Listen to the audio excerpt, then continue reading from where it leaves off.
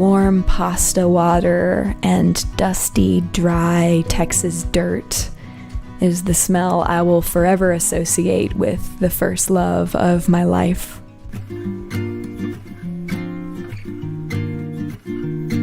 I got to know Jay through singing with him and his mom on the worship team together on Tuesday nights.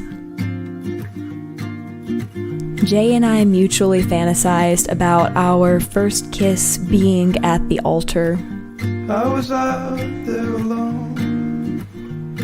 He used to hold my hands in his like they were the most sacred things that he'd ever found.